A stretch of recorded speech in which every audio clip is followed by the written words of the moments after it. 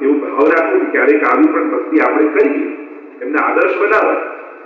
પણ ઘણી વાર મોટું મોટું જોઈને લોકો નાનું નાનું મૂકી દેતા હોય. એક માળા કરવાથી શું થાય, આ મસ્ત આમ સેવા કરવી જોઈએ, નફરત કરવી, એટલું મોટું વિચારીને એક માળા કરવાનું મૂકી દે. તો એવું મોટું જોઈને પોતાનું નાનું નાનું નહીં છોડી દેવું, કંઈક ચાલુ રાખવું, જેથી એક માળાથી ક્યારેક પાઠ તરફ જઈએ, ક્યારેક પાઠથી સેવા તરફ જઈએ, અને એમ કરતા કરતા આગળ જવા. પણ સાવ મૂકી દેશો ને તો પછી કઈ નહીં. મહાપ્રભુજી એ સમજાવે છે કે જો બહિર્મુખ થયા તો આ કાલના પ્રવાહમાં રહી જશે, તો પછી બચાવનારું કોઈ નથી. કારણ દુશ્મન ક્યાંય કોઈ બહાર નથી, આપણી અંદર જ લઈને કરીએ. આ ઇન્દ્રિયો છે, નાવમાં એક કાણું હોય તો એ નાવ ડૂબી જાય, તો આપણે અંદર તો કેટલા છિદ્રો લઈને કરીએ. આ 10 ઇન્દ્રિયો ને એકાદશનું મન, આટલા છિદ્રો લઈને પડે છે માણસ, તો એને ડૂબવાની કેટલી સંભાવના. આ ઇન્દ્રિયોને કારણે જ કોઈ વસ્તુમાં થોડી આકર્ષણ. પેડો સામે પડે, તમને ખાવાની ઈચ્છા થઈ તો વાંક પેડાનો કે જીભનો? પેડાનો નહીં, જીભનો. આ જીભ ક્યાં છે? આપણી જોડે જ છે. જ્યાં જશો ત્યાં લઈને જશો, અને એને ખાવો જ છે તો એ ગમે ત્યાં કોશી જ લેવાની. આપણે બધા પેડાનો વાંક કરી કે આ પેડો સામે આવ્યો એટલે પ્રોબ્લેમ છે, પેલા ઘરમાં બંધન છે, પરિવારમાં બંધન છે, પૈસામાં. આપણે બધા વસ્તુઓમાં બંધન વ્યક્તિઓમાં ગોતીએ છીએ. બંધન વસ્તુ કે વ્યક્તિઓમાં નથી હોતું, બંધન તો આપણી ઇન્દ્રિયોને આપણા મનમાં હોય, જે આપણે સદાય સાથે રહીને ફરતા હોય. તો આ મન પણ ઉદ્ધારનું કારણ છે. કારણ આ ઇન્દ્રિયો, એક એક ઇન્દ્રિયો કેવી છે. આ ઘણા ભક્તો એવા થયા, આંખો દ્વારા દર્શન કરીને ઉદ્ધાર પામે, કેવળ દર્શન દ્વારા. તો આ ઇન્દ્રિય પણ ખાલી આંખ પણ કાપી છે ઉદ્ધાર માટે, ખાલી આંખથી ઉદ્ધાર. મેરો મન ગિરધર છબી પર અટક્યો. કૃષ્ણાસ અધિકારની વાર્તામાં જો આગ્રામાં નાચતી ગણિકા અને થયું કાતો દૈવી જીવ છે, અને ઠાકોરજી આગળ તો પુષ્ટિ માર્ગમાં બધાનો સ્વીકાર કરે. કેવા કેવા જીવ, જે જીવ જાતિ હોય કોઈ રે તેને તત્ક્ષણ સર્વે સુખ હોય રે, જેને શ્રી વિઠ્ઠલનાથ વિચારે રે તેને પ્રગટ પદાર્થ ચાલે. પુષ્ટિ માર્ગમાં સૂત્રો, યવનો, મુસલમાનો, ગણિકાઓ.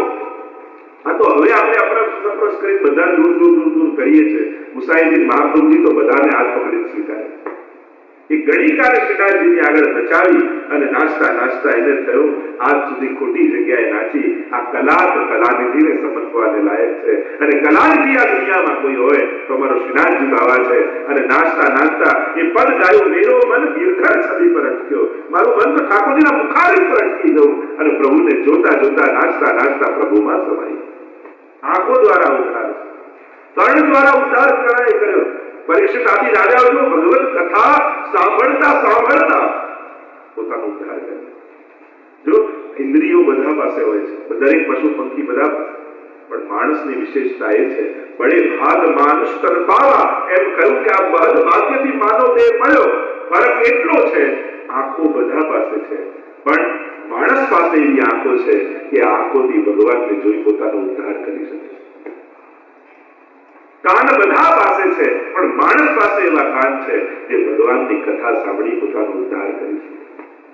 જીભ બધા પાસે છે, પોપટ પણ રામ બોલતો હશે પણ એ રામને જાણતો નથી, પણ માણસ જ્યારે બોલે છે ત્યારે ભગવાનના કાન સુધી એ પહોંચે.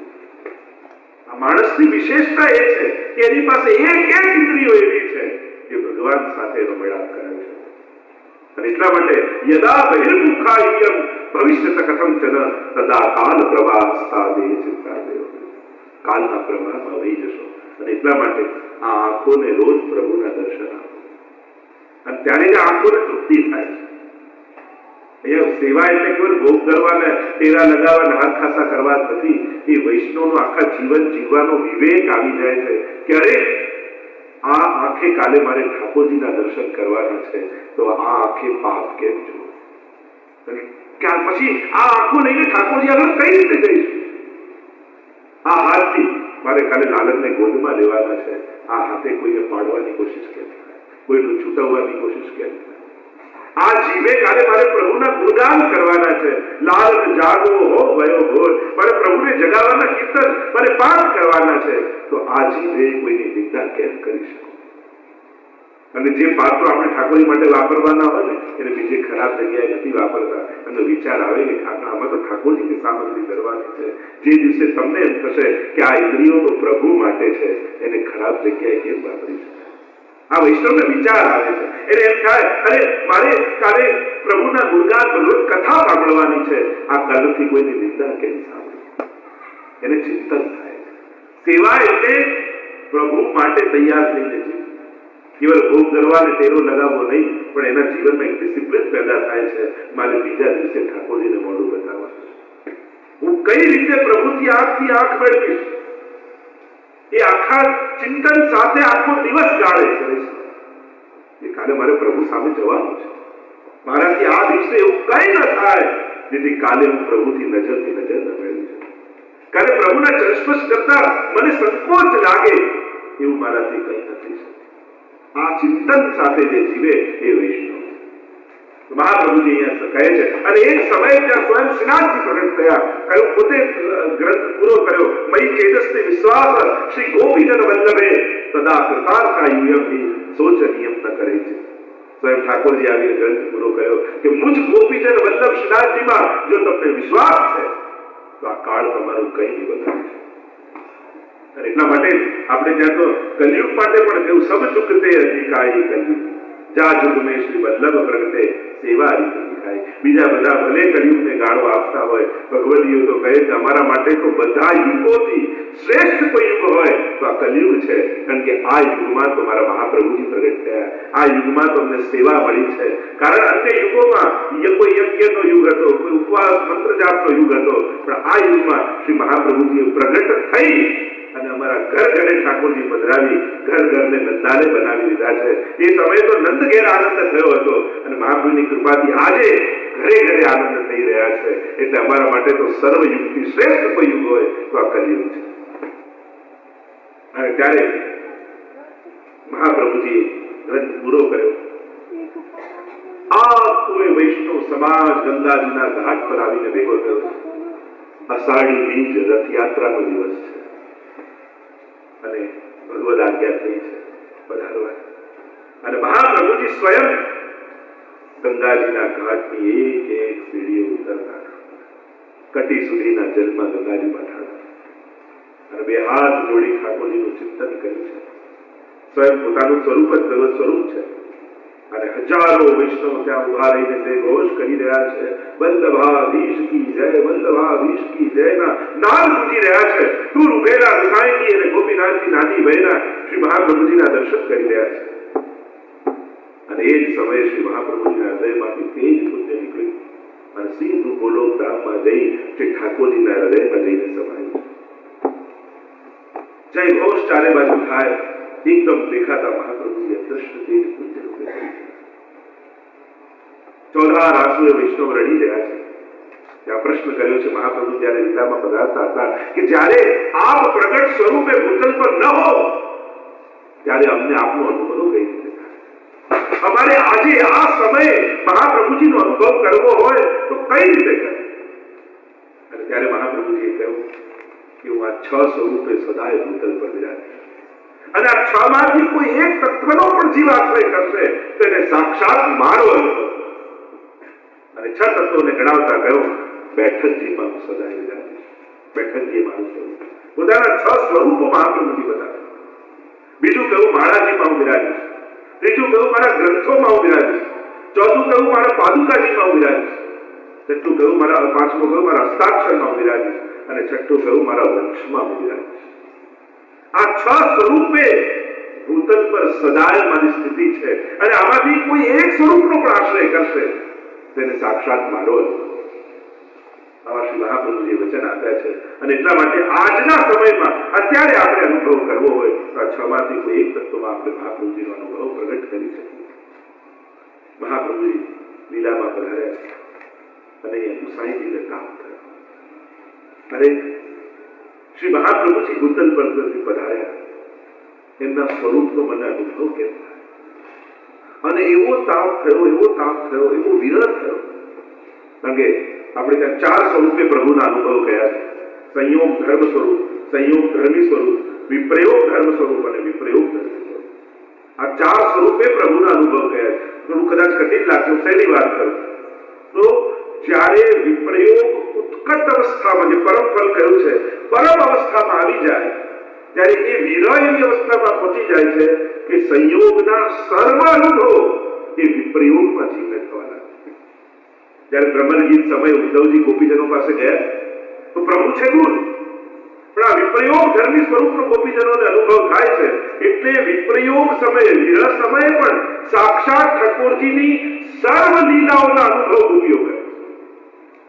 અને ત્યારે ઉદ્ધવજીએ જોયું કે આ ગોપીઓથી ઠાકોરજી દૂર ગયા છે, તો એવો અનુભવ વિપ્રયોગ ધર્મી સ્વરૂપનો ગુસાઈ એવો તાપ થયો કે ત્યાં સાક્ષાત શ્રી મહાપ્રભુજીના સર્વ સ્વરૂપો શ્રી ગુસાઈજીના હૃદયમાં આવીને પ્રગટ થવા લાગ્યા. અને પ્રગટ થયા એટલે ગુસાઈજીના મુખમાંથી એક એક નામ સ્ફુરવા લાગ્યા. આનંદાય નમઃ, પરમાનંદાય નમઃ, શ્રી કૃષ્ણાસ્યાય નમઃ. એક એક સ્વરૂપ, 108 નામથી મહાપ્રભુજીના સ્વરૂપો શ્રી ગુસાઈજીની આગળ પ્રગટ થયા. અને ગુસાઈજીના મુખમાંથી સર્વોત્તમ સ્તોત્ર ગુસાઈજીએ લખ્યું નથી, રચ્યું નથી, ગુસાઈજીના હૃદયમાંથી પ્રગટ્યું છે. જો એક રચના અને એક પ્રાગટ્ય બંનેમાં ફરક છે. સાધારણ કવિઓની ગમે તેટલી ઉત્તમ કલ્પનાઓ તમે ગાઓ, પણ એ કલ્પના છે. પણ અષ્ટછાદ ભગવતીઓનું કીર્તન ગાઓ, તે રચાયું નથી, એ પ્રગટ્યું છે. અને જે લીલાના અનુભવ એમણે કર્યા અને એ ભગવદ રસ જ્યારે હૃદયમાં પ્રગટ થયો અને એ વાણી દ્વારા જ્યારે અભિવ્યક્ત થયો, એ કીર્તન રૂપે પ્રગટ થયો. એટલે જ આપણે ત્યાં આગ્રહ રખાતો હોય છે કે અષ્ટછાદ ભગવતીઓની વાણી ઠાકોરજી આગળ ગાવાનો આગ્રહ હવેલી આદિમાં આપણે રાખીએ. કારણ કે ગમે તેટલી બીજાની કલ્પના હોય, કારણ કે બીજાની કલ્પનામાં ગમે તેટલી ઉત્તમ કલ્પના હોય, પણ એમાં કવિનો પ્રભાવ દેખાય. અને અનુભવની અભિવ્યક્તિમાં, પ્રાગટ્યમાં જે વિષય છે એટલે કે ભગવાનનો પ્રભાવ દેખાય. જે પ્રભુ હૃદયમાં પ્રગટ્યા છે, પેલામાં રચયિતાનો પ્રભાવ છે, આમાં રચનાનો પ્રભાવ છે. અહીંયા પ્રાગટ્ય છે. અને એટલા માટે ગુસાઈજીના હૃદયમાંથી આ સર્વોત્તમ સ્તોત્ર પ્રગટ્યું છે. પહેલા 6 શ્લોક સર્વોત્તમ સ્તોત્રનો જો પરિચય 35 શ્લોકમાં સર્વોત્તમ સ્તોત્રની રચના થઈ. ભાગવતજીમાં જ્યારે કથા થતી હોય ત્યારે 6 અધ્યાયમાં મહાત્માની કથા કહેવામાં આવે. પદ્મ પુરાણ અંતર્ગત એ 6 અધ્યાય એટલા માટે કે ભગવાનની કથા છે. અને ભગવાન કોને કહેવાય તો કે ઐશ્વર્ય, વીર્ય, યશ, શ્રી, જ્ઞાન અને વૈરાગ્ય, આ 6 વસ્તુ જેમાં હોય એને કહેવાય ભગ. અને આ ભગ જેને ધારણ કર્યું હોય એને ભગવાન કહેવાય. જેમ ધન જેની પાસે ધનવાન, યશ જેની પાસે યશવાન, એમ ભગ જેની પાસે હોય ભગવાન. તો 6 ગુણ એને ભગ કહેવાય. તો અહીંયા મહાપ્રભુજીના પણ વર્ણન કરતા 108 નામમાં પહેલા 6 શ્લોકમાં સર્વોત્તમ સ્તોત્રના મહાત્મ્યના શ્લોકો કહેવામાં આવે. જો તમે પાઠ કરતા હો તો પ્રાકૃત ધર્માનાશ્રય અપ્રાકૃત નિખિલ ધર્મ રૂપમિતિ નિગમ પ્રતિપાદ્યમ યત તત્શુદ્ધમ સાકૃતિ સ્તૌમિ. એક શ્લોકોને ગાયા છે. હમણાં એનો વિસ્તાર નહીં કરતો તો એનો ઘણો વિસ્તાર થઈ જશે. પ્રાકૃત ધર્માના, કારણ કે આમાં 6 શ્લોકમાં ઐશ્વર્ય, વીર્ય, યશસ્વી, જ્ઞાન અને વૈરાગ્ય. જો મહાપ્રભુજીનું આરાધન કરવું હોય સંપૂર્ણ તો 3 સ્તોત્રો શ્રી ગુસાઈજીએ રચ્યા છે. એક સ્તોત્રમાં નામનું વર્ણન છે, બીજામાં રૂપનું વર્ણન છે અને ત્રીજામાં ગુણનું વર્ણન છે. અને 3 છે સર્વોત્તમ સ્તોત્ર, વલ્લભાષ્ટક અને સપ્તશ્લોક. આ 3 સ્તોત્ર દ્વારા શ્રી મહાપ્રભુજીનું સંપૂર્ણ આરાધન. પણ પ્રાય વલ્લભાષ્ટક અને સપ્તશ્લોકી લોકો ઓછું બોલતા હોય છે, કારણ કે થોડું સંસ્કૃતમાં થોડું કઠિન લાગે, પણ સર્વોત્તમ સ્તોત્રનો પાઠ કરતા હોય. સર્વોત્તમ સ્તોત્રમાં 108 નામોનું વર્ણન છે. 108 આપણે ત્યાં વિશેષ સંખ્યા કહી છે. અમુક સંખ્યાઓ આપણે ત્યાં વિશેષ રૂપે માનવામાં આવી છે. 6 ગુણ, એકાદશ, 56, 84, 108 પ્રધાન રૂપે આટલી આ અંક. જ્યાં કોઈ ભક્તિ માર્ગનું અંક ગણિત પણ છે. તમે ભક્તિ માર્ગમાં અંકો જોવા જાઓ તો દરેકમાં એક ભાવ છે, દરેક અંક 108 એટલા માટેના ઘણા બધા કારણો, પણ એક પ્રધાન કારણ એ કે વેદમાં ભગવાનને દ્વાદશાંગો હિ પુરુષાઃ 12 અંગ વાળા કયા છે? વેદ શું કહે છે? પરમાત્મા 12 અંગ વાળા, એટલે તો ભાગવતજીમાં 12 સ્કંદ છે. તો 12 અંગ ભગવાન. 12 અંગ એટલે જે ભાગવતજીમાં કહીએ છીએ આપણે 2 ચરણ, 2 હસ્ત, જંઘાઓ, વક્ષસ્થળ, મસ્તક, મુખારવિંદ. આ જે 12 નો વિસ્તાર નથી કરતો, પણ જે ભાગવતજીમાં 12 સ્કંદની વાત કરવામાં આવે છે એ 12 અંગ વાળા પરમાત્મા. અને ભક્તિ 9 પ્રકારની કહેવાય. નવધા ભક્તિ. શ્રવણમ કીર્તનમ વિષ્ણો, સ્મરણમ પાદ સેવનમ, અર્ચનમ વંદનમ દાસ્યમ સખ્યમ આત્મનિવેદન. આ નવધા ભક્તિ છે. તો 12 નવા 108. એટલે કે ભગવાનના સર્વાંગમાં નવધા ભક્તિ સિદ્ધ થાય. એટલે એક અંગ કુલ 12 અંગ અને 9 પ્રકારની ભક્તિ. એટલે એમ તું સર્વાંગમાં નવધા ભક્તિ સિદ્ધ થવી એટલે 108 નામ. એમાં પણ જુદા જુદા અનેકવિધ કારણો આપવામાં આવે છે 108 સંખ્યાના, પણ એક પ્રધાન કારણ. તો આ સર્વોત્તમ સ્તોત્રમાં 6 શ્લોકમાં મહાત્માનું વર્ણન કરવામાં આવ્યું. કહ્યું કે આ જે સ્વરૂપનું વર્ણન કરવા જઈએ છે પ્રાકૃત ધર્માનાશ્રય, આમાં પ્રાકૃતતા પરમ અલૌકિક આ સ્વરૂપ છે. એમાં લેશ માત્ર પણ લૌકિકતા. એટલે ઠાકોરજી, યજ્ઞાજી, મહાપ્રભુજી આ બધામાં ક્યારેય લૌકિક ભાવ નહીં. આપણે ત્યાં તો એમ પણ કહીએ ને કે કોઈ પર્વતને જોઈને આપણે કેટલો કેવું ગિરરાજ જેવા પર્વત, કોઈ નદીને જોઈને કેવા યમુનાજી જેવા છે. અમારા અધિરાજી તો શિક્ષાપત્રમાં ના થાય એ યમુનાજી જેવું બીજું કોઈ હોય જ ના શકે, ગિરરાજજી જેવું કોઈ હોય જ ના શકે. એમની સરખામણી કોઈ સાધારણ સાથે કરવી પણ નહીં. સાધારણ નું ઉત્તમ સાથે સરખામણી કરો તો સન્માન કહેવાય, પણ ઉત્તમ ની ઈંચ સાથે કરો તેનું અપમાન કહેવાય. જેમ ઇન્ડિયામાં તમે હોય કામવાળા બહેન આવતા હોય તમારા ઘરે, અને કોઈ કામવાળા બહેન ને કે આ બિલકુલ પોતાની શેઠાણી જેવી લાગે, પેલી કે ખુશ થઈ જાય. પણ શેઠાણી કોઈ એમ કે તમે તમારા બિલકુલ કામવાળા બહેન જેવા લાગે, તેને અપમાન લાગે કે એવી હિન્દી ઉત્તમ સાથે થઈ શકે, પણ ઉત્તમ ની હિંદ સાથે કેમ થઈ શકે? ગિરિરાજ જેવું તો કોઈ નથી. યમને તુમસી એક હો જો તુમ હી. આપણે તો ગાઈએ છીએ કીર્તનોમાં, એ યમુનાજી તમારા જેવું બીજું કોઈ નથી. તો વાર્તા સાહિત્યમાં પ્રસંગ આવે છે, ગુસાઈજી કોઈ વૈષ્ણવને પૂછ્યું કે શ્રેષ્ઠ પર્વત કયો, શ્રેષ્ઠ નદી કઈ, શ્રેષ્ઠ તીર્થ કયું? વેલો શ્રેષ્ઠ નદી કઈ યમુનાજી છે, શ્રેષ્ઠ પર્વત ગિરિરાજજી છે, શ્રેષ્ઠ તીર્થ વ્રજ છે. ત્યારે ગુસાઈજી નારાજ થઈને કહ્યું, મૂર્ખ, તું ગિરિરાજજીને પર્વત માને છે? શ્રેષ્ઠ પર્વત તો મેરુ પર્વત છે, ગિરિરાજજી તો હરિદાસ વ્રજ છે. શ્રેષ્ઠ નદી તો ગંગાજી છે, યમુનાજી તો સાક્ષાત ઠાકોરજીની ચતુર્થ પ્રિયા છે. શ્રેષ્ઠ તીર્થ તો પ્રયાગ છે, વ્રજ તો ઠાકોરજીનું ઘર છે. એ તીર્થ નદી કે પર્વત નથી. આ ભાવ આપે છે. એટલે પ્રાકૃત ધર્મોનો આશ્રય નથી. મહાપ્રભુજીનું સ્વરૂપ જો ભક્તિ માર્ગમાં આ 2 શબ્દોને સમજવા જરૂરી છે, ત્યારે ભક્તિ માર્ગ સમજમાં આવે. એક છે આકાર અને બીજો છે સ્વરૂપ. આ બંનેમાં ફરક છે. આકાર જે ગિરિરાજજી પર્વત આકારે છે, પણ સ્વરૂપથી હરિદાસ વધે છે. યમુનાજી નદી આકારે છે, પણ એમનું સ્વરૂપ છે નમત દૃષ્ટ તુર્ય પ્રિયામ, ઠાકોરજીના ચતુર્થ પ્રિયા છે. એમ શ્રી મહાપ્રભુજી મનુષ્ય આકારે છે, સંત મનુષ્યાકૃતિ.